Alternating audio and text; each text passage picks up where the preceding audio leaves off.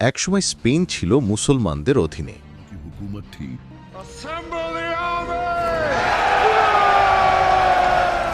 কিন্তু আজ সেই স্পেনে মুসলমান মাত্র ৫%-এরও কম, আর বাকি প্রায় পুরো দেশটাই খ্রিস্টান সংখ্যাগরিষ্ঠ। কিভাবে স্পেন এক মুসলিম সাম্রাজ্য থেকে খ্রিস্টান রাষ্ট্রে পরিণত হল? ৭ম শতকের শেষ দিক, উমাইয়া খেলাফত তখন তার চূড়ায়। উত্তর আফ্রিকা, মধ্যপ্রাচ্য আর মধ্য এশিয়ার বিশাল অঞ্চল মুসলমানদের নিয়ন্ত্রণে। ঠিক তখনই মুসলমানদের দৃষ্টি পড়ে আইবেরিয়ান উপদ্বীপের দিকে, যেটাকে আমরা আজ স্পেন বলে জানি। সেই সময় স্পেনে শাসন করছিল ভিজিগথিক কিংডম।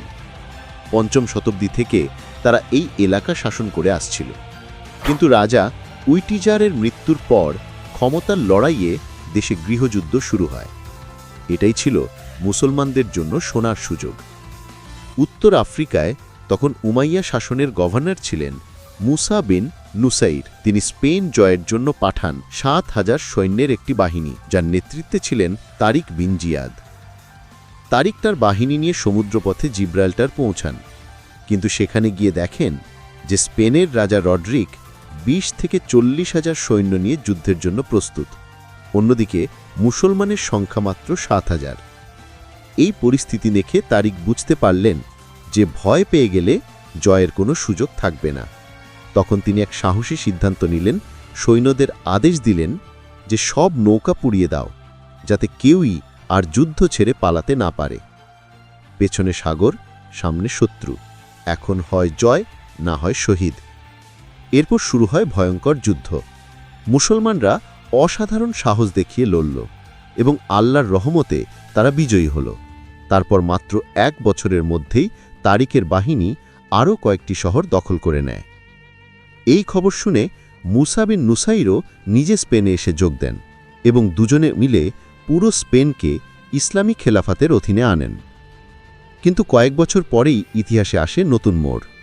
উমাইয়া খেলাফতের বিরুদ্ধে উঠল এক নতুন দল, আব্বাসীয়রা। তাদের নেতা ছিলেন আবু মুসলিম, যিনি উমাইয়া শাসনের অবসান ঘটিয়ে ইসলামকে পুনর্জীবিত করতে চেয়েছিলেন।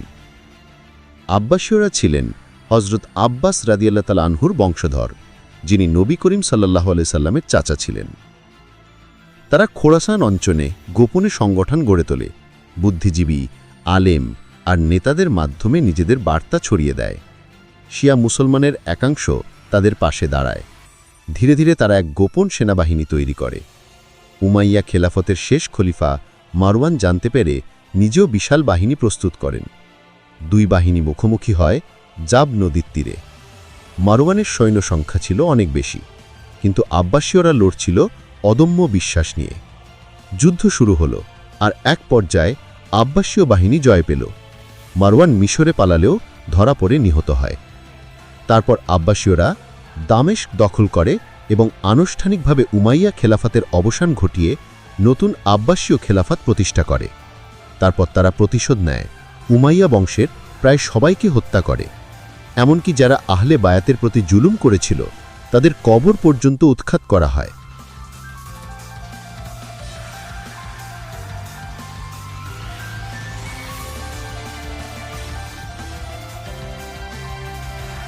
মুয়াবিয়া আর ইয়াজিদের কবর খুলে দেখল কেবল শুকনো হাড়।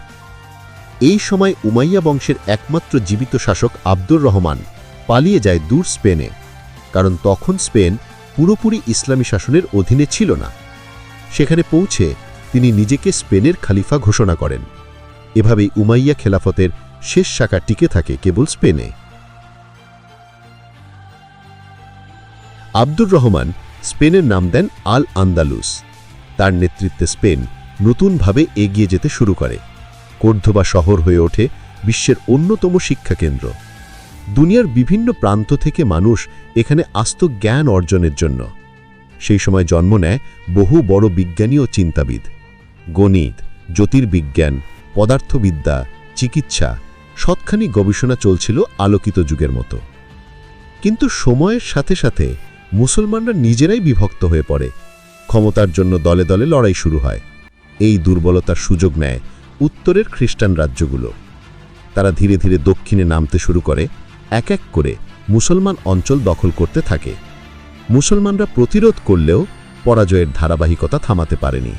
অবশেষে স্পেনে মুসলমানদের শাসন পুরোপুরি শেষ হয়ে যায়, আর মুসলিম শাসনের পতনের পর খ্রিস্টানরা ঘোষণা দেয় যে সব মুসলমান আর ইহুদিদের খ্রিস্টান হতে হবে, না হলে তাদের হত্যা করা হবে।